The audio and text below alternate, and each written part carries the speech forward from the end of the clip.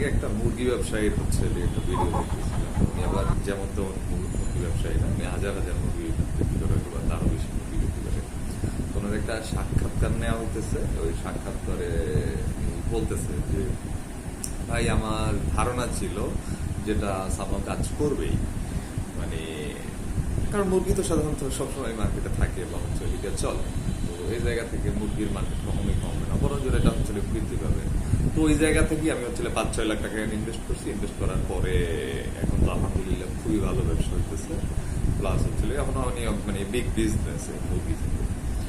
তো এই আসলে গল্পটা বলতেছি বিকজ হচ্ছে যে মানে অনেক সময় এন্টারপ্রেনিউর বা এক্সপার্টদের একটা আইডিয়া থাকে যে ফিয়ার অফ ফেইলিয়ার, যে আসলে আমি যে কাজটা করবো এই কাজটা হচ্ছে আসলে কি আমার জন্য কাজ করবে কিনা, বা হচ্ছে ইটস ওয়েস্ট অফ টাইম কিনা, বা হচ্ছে আমি যত এনার্জি হচ্ছে এখানে ইনভেস্ট করবো, আমি সবকিছু ভেঙে চলে হচ্ছে আপনার এইখানে ইনভলভ হবো, তো এই জায়গা থেকে আসলে এটা কি রেজাল্ট ক্রিয়েট করবে কিনা।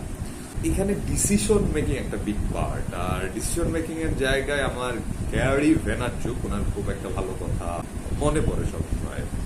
উনি একটা কথা বলছে যে তুমি যে কাজটা করো আসলে এই কাজটা যদি তোমাকে কেউ পে না করে, যে তুমি আসলে এই কাজ থেকে কোনো টাকাই পাইতেছো না, তাইলে কি তুমি 20 ইয়ার্স করতে পারবা, 10 ইয়ার্স করতে পারবা, 5 ইয়ার্স করতে পারবা?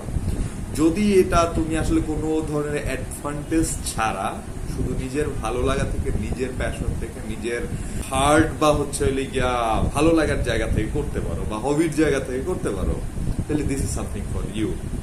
তো বিষয়টা আসলে আমরা অনেক সময় ডিসিশন মেকিং এর জন্য যে আলাপটা বা যে আইডিয়াটা চিন্তা করি সেটা হচ্ছে আমাদের প্রফিট আসবে কিনা, আমরা কি পরিমাণে হচ্ছে রিটার্ন অফ ইনভেস্টমেন্ট পাবো, বা কি পরিমাণে টাকা আসবে, এই ধারণাটা হচ্ছে গিয়া মানে সারফেস লেভেল হচ্ছে সবাই চিন্তা করে। কিন্তু একটু ডিপার চিন্তা করতে গেলে বা হচ্ছে কি আরেকটু মানে অনেস্ট ফরওয়ার্ড যদি চিন্তা করি, তাহলে is this the something I love, যে এই বিষয়টাই কি আসলে আমার পছন্দের, বা এটাই কি আমার হবির বিষয়, বা এটাই কি আমি আসলে করতে পারবো হোয়াট এভার ইট হ্যাপেন্স। কারণ একটা বিষয় হয় কি, যে আপনি যে কাজই করেন না কেন, সার্টেন টাইম একটা সময় দেখা যায় প্রবলেম আসবে, চ্যালেঞ্জেস আসবে, এবং ওইগুলো নিয়েই হচ্ছে কাজটা করতে হবে। তো এই জায়গা থেকে যদি চিন্তা করেন তাহলে আসলে প্রবলেম নিয়েই আপনার কাজটা করা।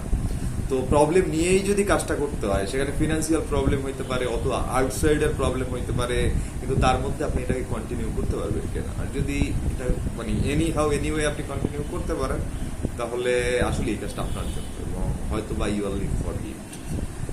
Thank you.